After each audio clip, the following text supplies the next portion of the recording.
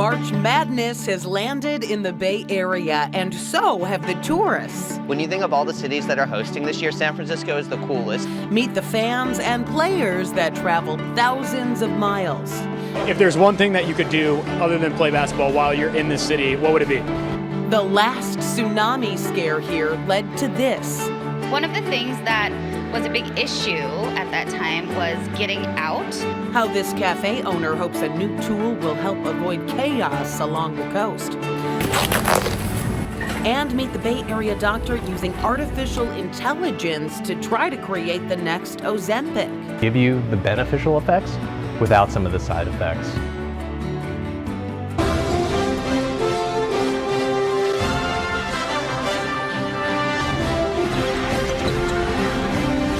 Yeah, let's start with March Madness in the Bay. The NCAA men's basketball tournament is at Chase Center tonight. 4 schools in this year's West Regional are fighting for a chance to enter into the Final Four matchup. Thanks for joining us at 3. I'm Ann Makovic. Fans are at the home of the Golden State Warriors to see basketball's best collegiate athletes compete for a national title. And our Kara St. Cyr is there introducing us to a fan from across the country following his school's path to the Final Four. Yes, the madness has finally reached Thrive City. Now, before we get to that fan, I just want you guys to look a little bit behind me. We're about an hour and 30 minutes ahead of that first game, but that is not stopping the fans from descending on this area ahead of that first game between Maryland and Florida. Now, I looked out into the crowd and I'm seeing a lot of Florida Gators. I haven't seen a lot of the people from Maryland, but everybody here has been really excited and they wanted to travel to San Francisco just to see their team possibly take that Sweet 16 title. Now, one fan that I talked to, he is from Arkansas and he has been dubbed Arkansas Mike, and he is one of those people that has been stoked to come to this city.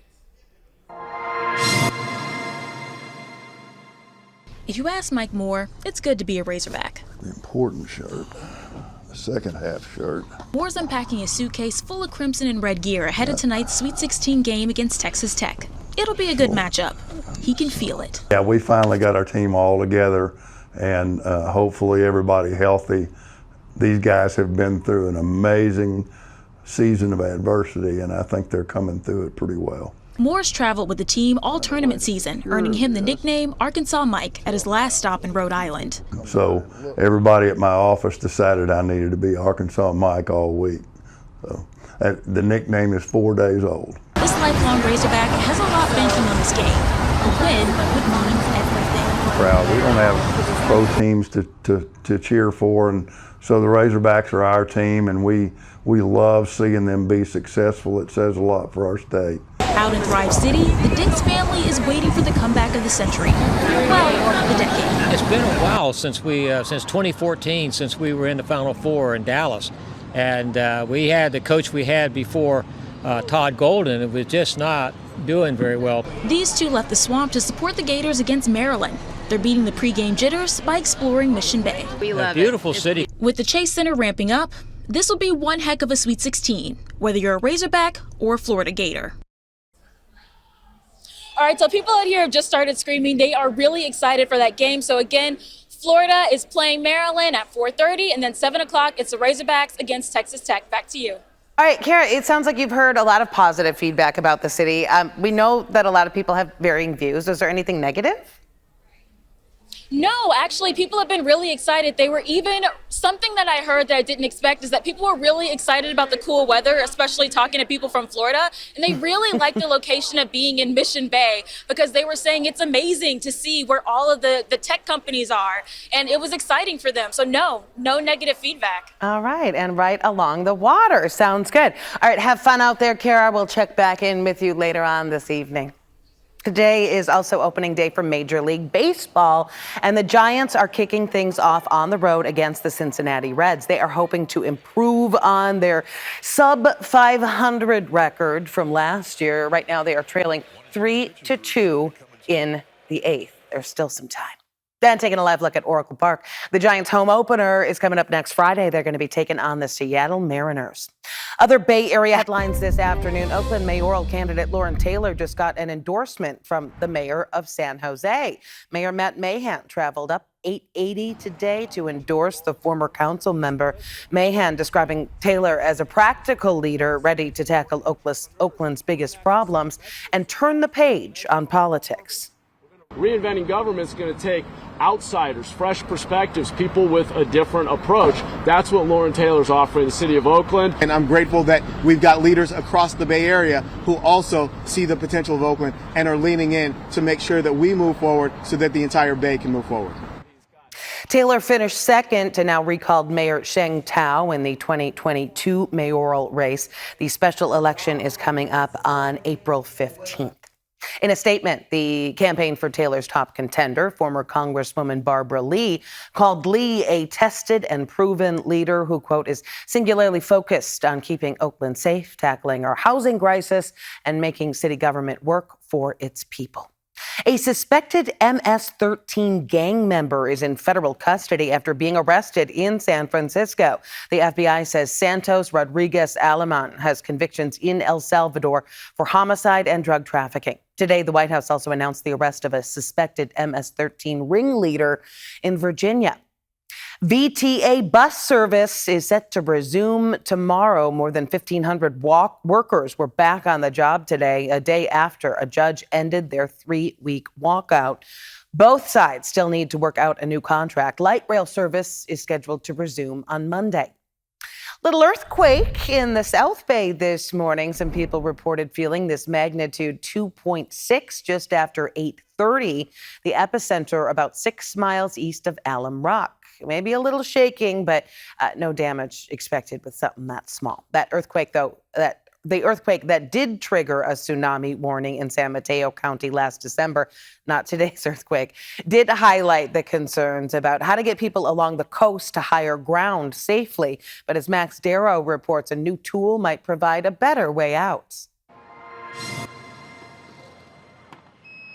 When she closes up shop for the day at her Pacifica Cafe, it's hard for Ginger Davis not to smile. The ocean is just amazing. It's always been my favorite thing. Her Chit Chat Cafe is about as close to the water as you can get. 99% of the time, it's a blessing. But when a tsunami warning buzzed her phone on December 5th last year, We're obviously right on the water, so it was a big concern. she left and got to higher ground. But she remembers this well. Highway 1 packed with bumper-to-bumper traffic, people trying to get away from the coast. One of the things that was a big issue at that time was getting out. It was just a mess. It was just a mess. She says obviously it was great a tsunami didn't hit, but communication about what to do and where to go wasn't great. And that needs to change. San Mateo County leaders agree.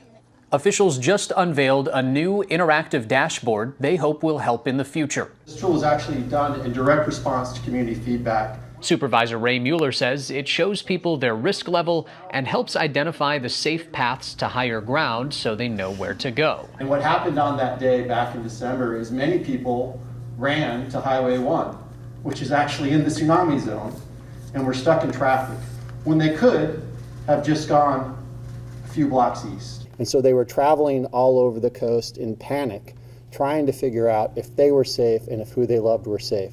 When the tsunami warning came through, Mueller says a similar online state resource couldn't handle the web traffic. What happened with the state dashboard is so many people went to it, it actually failed under the traffic that came to it. By having the information housed here on our servers, that's not going to happen. More public signage is also in the works. Mueller believes the county is already more prepared and hopes this tool helps residents feel better prepared as well. In just over 3 months to have this site up and to have these signs coming, where you can see our emergency management department is working at light speed. I'm just hoping it goes better next time. Living along the coast, Davis knows there will be a next time. We live in earthquake country, and tsunamis start from the shifting of the earth. And when that happens, she hopes the county's action now does actually pay off. Having a plan for evacuating with cars, where to go, what roads to take. She'd like to see that message communicated enough so people understand it, so chaos along the coast doesn't happen the next time. The transformation of a pedestrian walkway and park in San Francisco has begun, and for one woman, this change is personal. I was shot on Buchanan Mall in front of my grandmother's house. how the city is working to mark a new chapter in the area while also preserving its history. And we have been tracking a cold front marching its way across the bay all afternoon. You can see that most of that has now moved off to our east, but you can see the organized rain that's just moved across much of the bay. This is light rain. We'll look at it, but we really need to look ahead because most of the 7-day forecast has a chance of rain on it. We're going to sort out how things get a little more impressive around here rain-wise next week. Coming up. Well, the Bay Area continued to see some scattered showers today. This is time-lapse video from our Salesforce camera from about an hour ago. Things are clearing up now, but Darren, it sounds like this is just the beginning of another several rounds. Winter not over. I think that is a very good way to think about this, Ann. The rain that's starting today is fairly light, pretty manageable stuff. Let me show the first. We'll take a look at today, and then I want to look ahead to why things are going to get more noticeably rainy than this for next week. Beautiful cold front. Look at the organization on it. That's what's been marching its way across. We've been tracking this since we went on at noon today, and you could see this line of showers holding together as it marched its way across the bay. It looks good on the virtual set. Let's keep that wide view on the map for a second, because I'm going to switch out the city names, and I'm just going to show you where rain has fallen with this so far, that you can actually measure it. Now, it's not a lot. Come on up here to a little bit closer. The places that got the rainfall that you could measure it, not bad. Santa Rosa, you got 0.15 of an inch of rain out of this. And as we march this down, you can see Napa got a little, City got a little, Concord got some. We were seeing light rain falling in Kara's story out in Thrive City today. Those showers were coming down for the March Madness fans that were hanging out there, but it wasn't heavy and nobody was complaining about the rain. That's kind of the way this system has gone so far. So what we need to do is look ahead. And in order to do that, we are going to say goodbye to the virtual map with the current cold front marching its way across. Look at this system as a whole. Look at our little cold front here. That's really where the storm lives. Look at all the lightning. We didn't get that. And we can watch that system pretty much stay to our north. But what we are going to experience here over the next day and a half, there's always going to be a chance of a light shower. Even all the way through Friday, you can see the showers kind of hang out in the forecast, and none of it's overwhelming or impressive. It's probably going to be less than what we got today. And then by the time we get to late Friday and into Friday afternoon, a few more stragglers will come through, maybe another batch, but it falls apart. That was Friday. Here's Saturday. No rain on Saturday. Saturday is sunny skies, and we don't have to talk about any accumulating rain. And even at that, through Friday, we're only talking about another couple hundredths of an inch of rain. Let me show you the next series. We'll clear out this one, and we're going to advance this now to the Sunday storm. So let's play this ahead now. No rain Saturday, but Sunday we're back in the rain game. Monday we're going to have some leftover showers from that. Tuesday, the center of the system is going to rotate through. We get a few more showers. You'll see it right there. That's the Tuesday center. Then perhaps a little bit of a break as we get into Wednesday, and then the next system looks like it could come our way as we get towards the later part of next week, but there's still a lot to be seen on this in terms of just how much we might get. If we look at the rainfall totals on here for Sunday, Friday, starting from Sunday and going to next Tuesday, maybe we could get 3/4 of an inch of rain, maybe an inch in the North Bay. Much still to develop on that. Stay on top of the forecast with us. We're going to keep you updated on it as we progress. Remember, Saturday, no rain. And then likely as we get into Wednesday, there'll be a break as well. All right, Ann, back to you. Okay, all right. Yeah, I mean, I was afraid that winter was over and we were going to dry up. I wasn't quite ready to make the transition, so here we are. Yep. Positive side of it. See ya. The Buchanan Street Mall in San Francisco's Western Addition is getting a major upgrade. The city held a groundbreaking celebration this morning. The park had been in disrepair in recent years, and some neighbors say a gang turf war made it a dangerous place to be. On August 4th, 2012, I was shot on Buchanan Mall in front of my grandmother's house. 3 years later, the same month of August, my niece was murdered on Buchanan. Well, today, community members like Shannon Watts also took a moment to reminisce about some of the good times they had in the park in the past. When I was younger, the Buchanan Mall was a place of happiness. It used to be a place where I was excited to go. It was so family orientated. There used to be barbecues, block parties. We used to go to the store called Virgo's right there on McAllister, where we would get food and snacks. The Buchanan Mall was a beautiful place and full of life. In about Well, they are hoping that this upgrade will remake the park into a center point of the community with space for performances and neighborhood events with improved lighting, safety features, and landscaping. As artificial intelligence continues to evolve, especially here in the Bay Area, one Stanford lab is working to use AI technology to try to help people lose weight without the common unwanted side effects. Our Suji Nam has that story.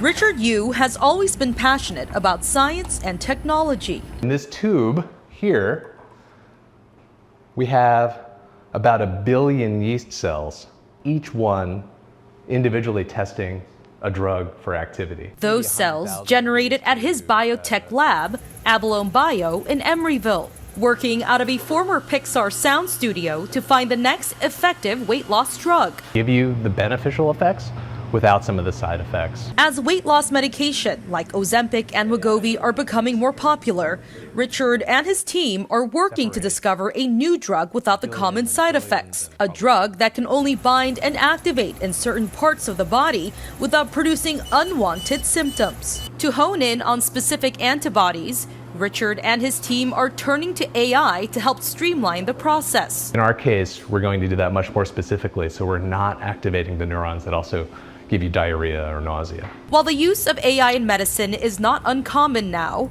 Richard says through this tool, he uses a more refined set of data that then generates the rare molecules needed for the drug to be effective.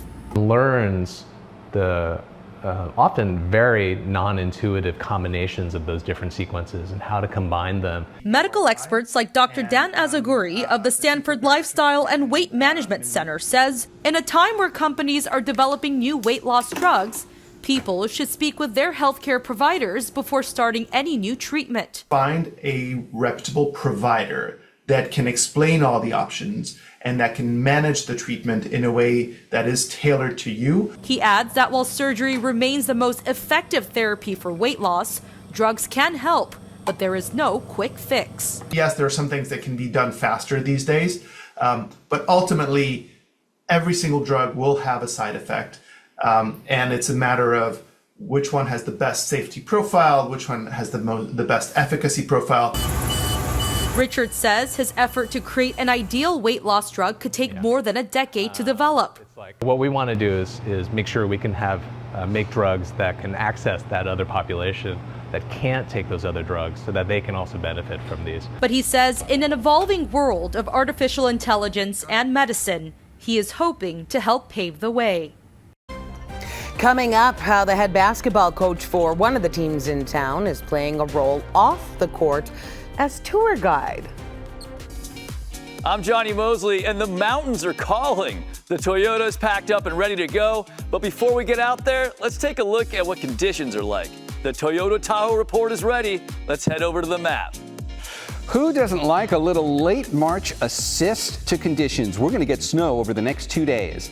Part of the range is going to be a little more favored than others. We're going to get snow here for places like Sierra Tahoe and Kirkwood and Heavenly. But where you really want to be if you want to get some of the bigger totals from this is on those western slope resorts. You want to be up along the crest of the Sierra if you want the bigger totals. Keep in mind, everybody's getting snow here, so choose your resorts per your preferences. But we're going to get nearly 1.5 feet of snow here at Sugar Bowl. It's going to be a little shattered in the basin. So North Star, Mount Rose, Diamond Peak may not get as much. They will still get snow. Saturday's the day to travel. It's going to snow Thursday and Friday, but Saturday the roads will be free and clear. That is your Toyota Tahoe report. All right, so if you haven't heard, March Madness tonight with the Sweet 16, and as Matt Lively reports, one of the favorites is feeling right at home here in San Francisco. This is the Northern California Honda dealers Madness Minute. Chase Center will host the West Regional this weekend. Florida had the longest trip to San Francisco, but will have plenty of local support thanks to their head coach. Just landing in San Francisco yesterday and, just kind of driving back through the city, I had to pinch myself a little bit. Todd Golden has been serving as the Gators coach and tour guide this week. It's an experience that a lot of these guys haven't had, being able to come all the way west and be in a great city like San Francisco. We actually went down to Chrissy Field and saw the bridge this morning. That was pretty sick to see, and got to walk around a little bit on the beach and stuff there, right around it. It's a lot bigger than I thought it was going to be. Just going, we went out like and walked near it like this morning, and it was huge. If there's one thing that you could do other than play basketball while you're in this city, what would it be? Probably go to the place that used to be a jail. What's it called? Alcatraz. Yeah, Alcatraz. I'll go to Alcatraz. I want to go visit Alcatraz. I've always thought that was a pretty cool, I've been a history nerd like my entire life, so being able to like see like all the history there, it'd be really cool to go see it. Florida's sightseeing tour also included a stop and practice Tuesday night at USF, a place Golden called home for 6 seasons. How does that compare to the O-Dome? It's a little small, but it was nice out there. I mean, it's a little bit smaller, but I mean, the view from there is beautiful. You can see the entire skyline. They went from the hilltop to North Beach. Golden pulled some strings and arranged a dinner at one of his favorite spots, Original Joe's. The penne alla vodka, I love. I went with the prime rib last night. You know, being here in San Francisco, that you can't go wrong. He knows everyone there. Everyone knows him there. He's really good friends with the owner and all that stuff. So it was a really cool experience. He was getting interviewed mid dinner. Really? Yeah. I got filled with the appetizers before we even got to like the steak, so I only ate like half my steaks because the appetizers were so good, and yeah, it was a really good spot though. For the Madness Minute, I'm Matt Lively. Baseball is back, and so is the Battle of the Bay. We are excited to bring you the Oakland Ballers versus the San Jose Giants next Wednesday on PIX Plus. First pitch is 6 p.m. All right, evening news coming up next, and our coverage of March Madness continues on KPIX with BYU versus Arizona, followed by Arizona versus Duke, and then stay with us for game day starting at 9 o'clock tonight. Thanks for joining us this afternoon. Local news continues on our streaming service, CBS News Bay Area. You can find us on the free CBS News app. Click on Live, and then Bay Area.